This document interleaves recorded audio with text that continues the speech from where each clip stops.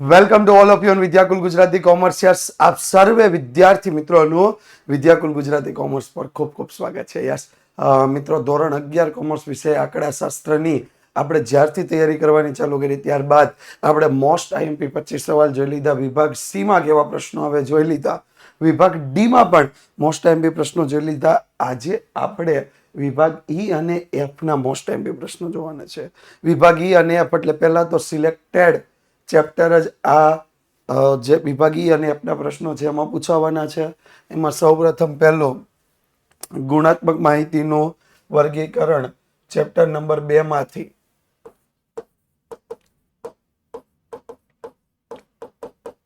ગુણાત્મક માહિતીનું વર્ગીકરણ.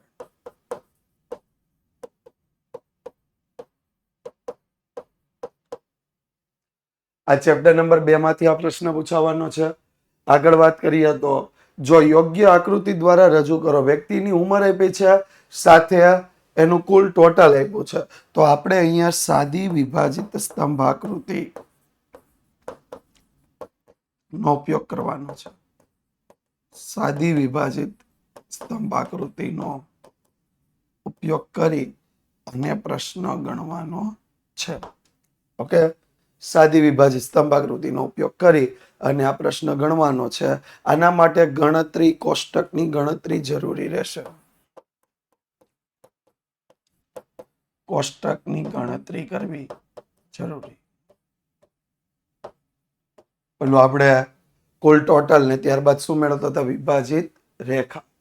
આગળ વાત કરીએ. આપણને એક પ્રશ્ન આપ્યો છે, મૂળ આવૃત્તિ વિતરણ મેળવો. મૂળ આવૃત્તિ વિતરણ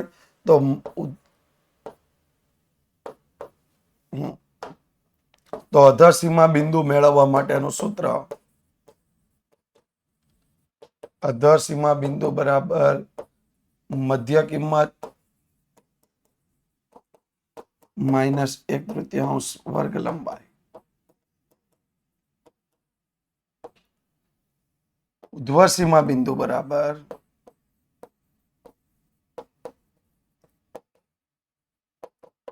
મધ્ય કિંમત +1/3 વર્ગ લંબાઈ. એટલે આ સૂત્રના ઉપયોગથી આપણે દાખલો ગણવાનો થશે. મૂળ આવૃત્તિ વિતરણ. ત્યારબાદ આપણને આપ્યું છે ગુણાત્મક માહિતીનું વર્ગીકરણ.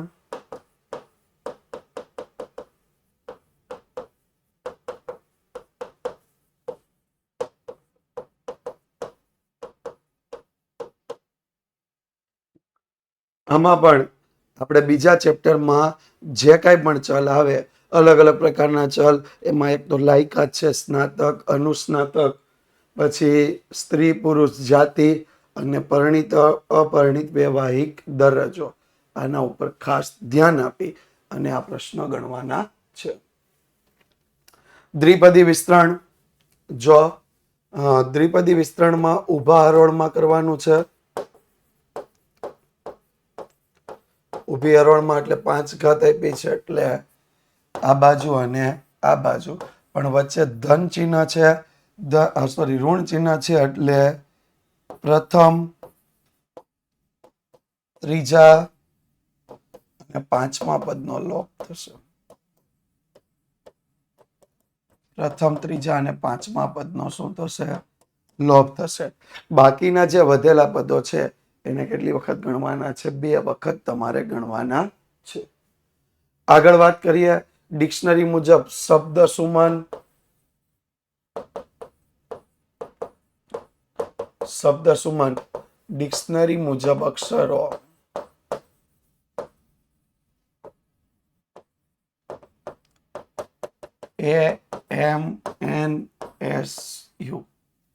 AMNSU. આને 4 માર્ક્સમાં પૂછી શકે. ડિક્શનરી મુજબ ગોઠવણી કરવાનો આ પ્રશ્ન. ડિક્શનરી મુજબ ક્રમ કેટલામો આવે તે નક્કી કરવાનો. ત્યાર પછી આપણને એક પ્રશ્ન આપ્યો છે, હોટલનો માલિક શહેરમાં ઉપલબ્ધ 8 સમાચાર પત્ર અને 5 સામાયિકમાંથી 3 સમાચાર પત્ર એટલે 8C3, 5 સામાયિકમાંથી 2 સામાયિક એટલે 5C2 નિયમિત ધોરણે મંગાવવામાં આવે તો પસંદગી કઈ રીતે કરી શકાય? જ્યારે એમાં બીજું કોઈ ચોક્કસ સમાચાર પત્રને પસંદ કરવાનું એટલે 1C1 ગુણ્યા 7C2 પ્લસ ગુણ્યા એક સમાચાર પત્રને પસંદ કરવાનું જ હોય ને કોઈ ચોક્કસ સામયિકને પસંદ ન કરવાનું એટલે 1C0 into 4C2 1C1 into 7C2 1C0 into 4C2. Okay, આગળ વાત કરીએ. Yes, youth paper generation application. જે પણ મિત્રોએ હજી સુધી આ એપ્લિકેશન ડાઉનલોડ નથી કરી અને શા માટે કરવાની? આખા વર્ષ દરમિયાન તમે પાઠ્યપુસ્તકની PDF મેળવી શકો, આખા વર્ષ દરમિયાન તમે વિડીયો સોલ્યુશન મેળવી શકો, પ્રેક્ટિસ પેપરને IMP મટીરિયલ મેળવી શકો, MCQ ટેસ્ટ, રીડિંગ મટીરિયલ, બોર્ડના પેપરો, આ તમામે તમામ વસ્તુઓ આ ભણવા માટેની દરેક વસ્તુઓ યુથ પેપર જનરેશન પર ઉપલબ્ધ છે. તમે ગૂગલ પ્લે સ્ટોર અથવા એપલ એપ સ્ટોર પરથી youth paper generation application download કરી શકો છો. આગળ વાત કરીએ. ગુણોત્તર શ્રેણીનો પ્રશ્ન. T5 મેળવવું હોય તો Tn નું સૂત્ર a ગુણ્યા r ની n માઇનસ 1 ઘાત. T4 મેળવવા માટે a ગુણ્યા r ની 4 માઇનસ 1 ઘાત. T4 મેળવવા માટે a ગુણ્યા r ની 4 માઇનસ 1 ઘાત. ત્રણ ક્રમિક પદનો સરવાળો. ધારવાના છે પદ યાદ રાખજો. T1 એના છેદમાં T2 એ T3 એ r. સરવાળો એટલે T1 plus T2 plus T3 is equal to 9.5. T1 ગુણ્યા T2 ગુણ્યા T3 27. ઓકે, તો T1 T2 T3 ત્રણેય પદનો સરવાળો 9.5, ત્રણેય પદનો ગુણાકાર 27. ત્યાર પછી Tn નું સૂત્ર.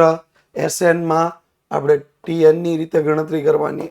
r into Tn minus a divide by r minus 1 ની રીતે ગણતરી કરવાની. આ રીતે ગણતરી કરશો એટલે અહીંયા તમને મળશે a. કોની કિંમત મળી? a ની. અને એની કિંમત તમે Tn ના સૂત્રમાં મૂકશો. a ગુણ્યા r ની n માઇનસ 1 ઘાત. તો કોની કિંમત મળશે? r ની કિંમત. કોની કિંમત મળશે? r ની કિંમત. એટલે આ રીતે આપણે r તો આપેલો n ની કિંમત, એટલે આ રીતે ગણતરી કરવાથી n ની કિંમત મળી જશે. તો આપણે આ બે સૂત્રનો ઉપયોગ કરી a અને n ની કિંમત 4 માર્ક્સ વિભાગીનો અગત્યનો પ્રશ્ન. આગળ વાત કરીએ.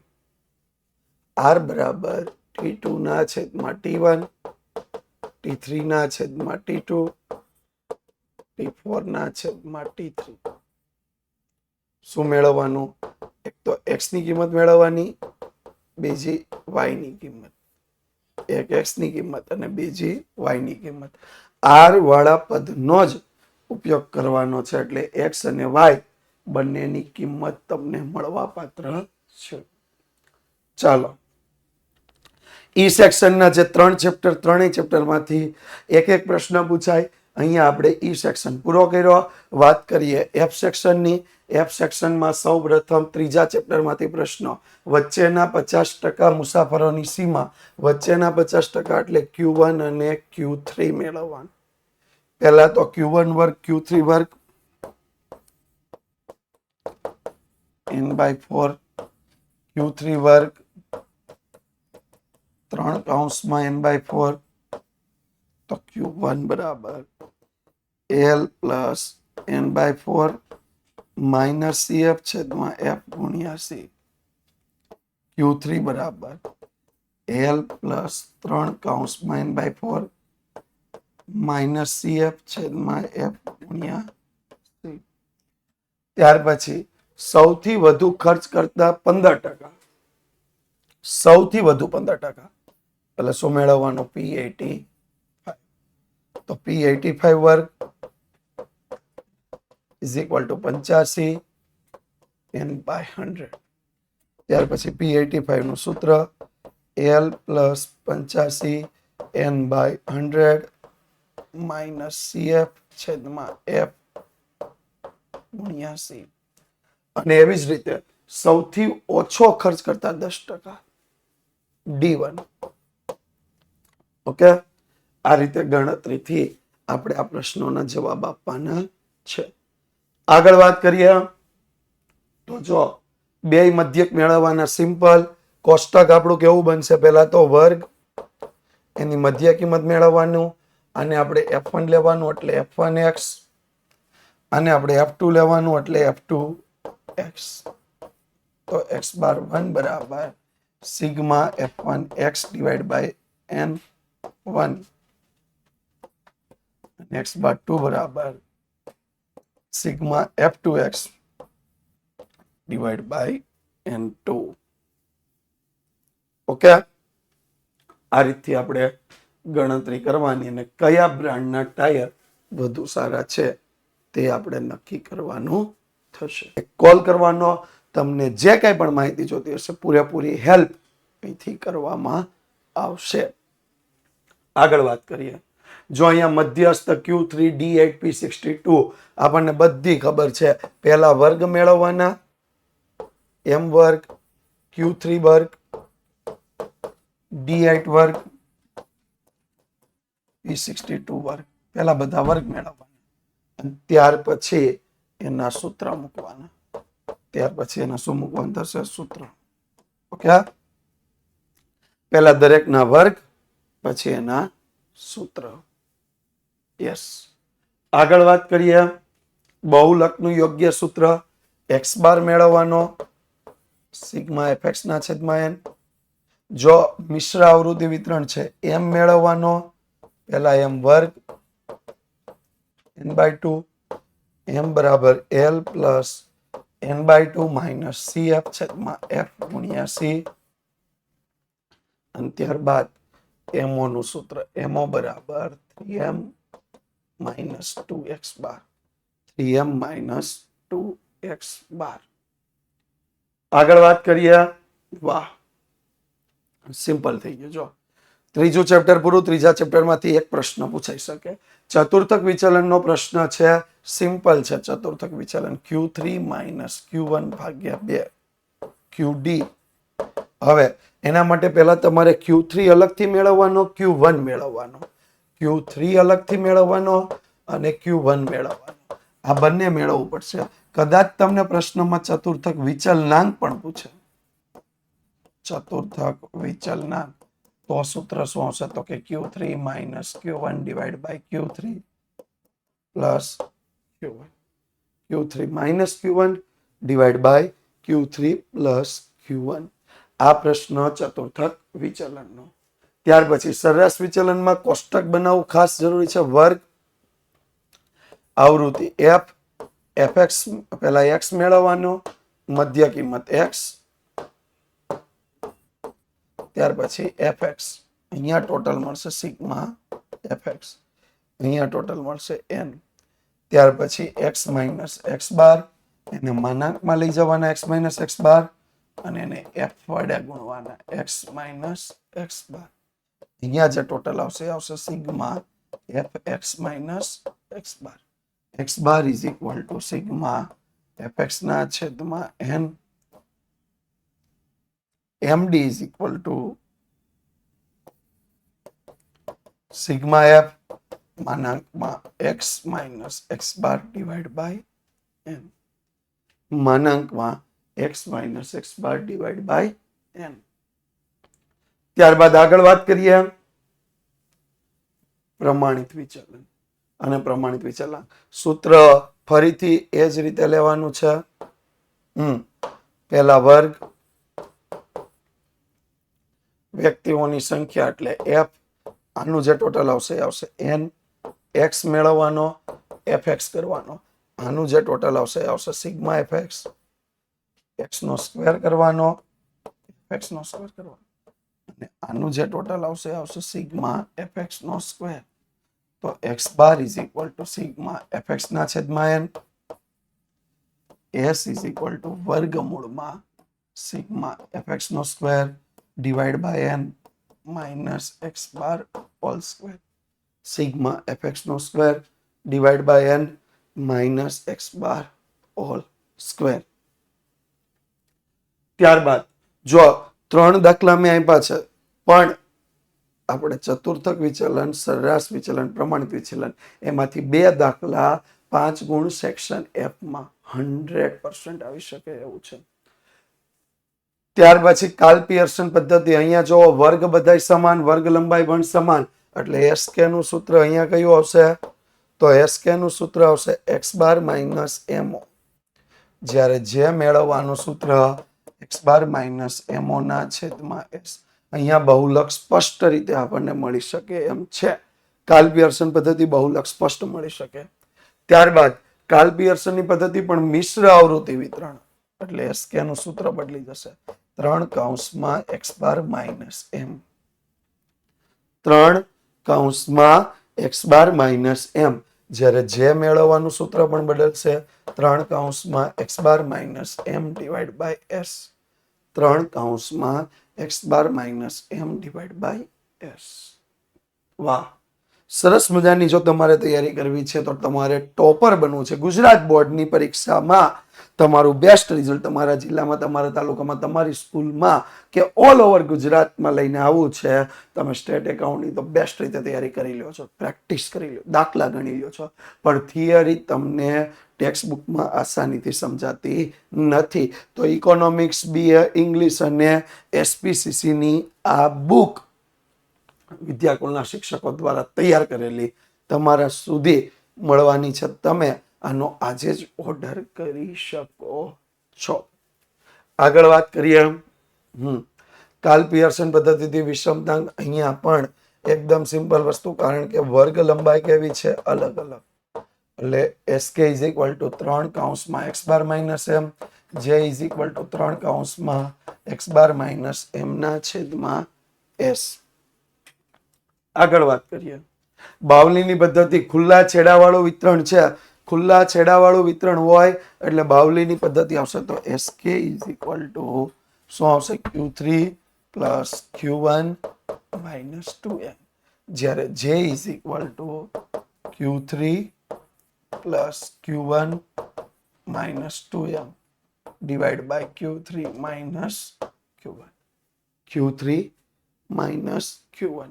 આ વિષમતાંક બાવલીની પદ્ધતિ. અહીંયા અવલોકનોને ગોઠવવાના, અવલોકનો ગોઠવીને, ચડતા ક્રમમાં ગોઠવીને આપણે ગણતરી કરવાની છે. કઈ રીતે? તો SK is equal to Q3 plus Q1 minus 2m, જ્યારે J is equal to Q3 plus Q1 minus 2m divided by Q3 minus Q1. Okay, બાવલીની પદ્ધતિ સિમ્પલ જ સૂત્ર. અહીંયા વર્ગ લંબાઈ સમાન છે. બાવલીની રીત હોય એટલે Q3 plus Q1 minus 2m. તમારે 3 માપ મેળવવા ફરજિયાત, Q1, Q3 અને m નું માપ મેળવવું ફરજિયાત. જ્યારે J બરાબર Q3 plus Q1 minus 2m divided by Q3 minus Q1. Clear ભાઈ? કમ્પ્લીટ. ઓકે, તો આગળ વધીએ. Yes, thank you so much. આજના માટે બસ આટલું જ. હા, હવે ફરીથી મળશું ત્યારે આપણે 11માની ક્યાંક નવી સિરીઝ. પણ હજુ જેણે આ વિડીયોને લાઇક બટન પર ક્લિક ન કર્યો કરી દેશે. જેટલા પણ મિત્રો મારી સાથે નવા જોડાયેલા છે, જેણે આ વિડીયોને શેર નથી કર્યો એ શેર કરી દેશે. જેણે આ ચેનલ સબસ્ક્રાઇબ નથી કરી એ કરી દેશે. અને ફરીથી આપણે આ જ પ્લેટફોર્મ વિદ્યાકુલ ગુજરાતી કોમર્સ સાથે મળતા રહીશું. Thank you so much.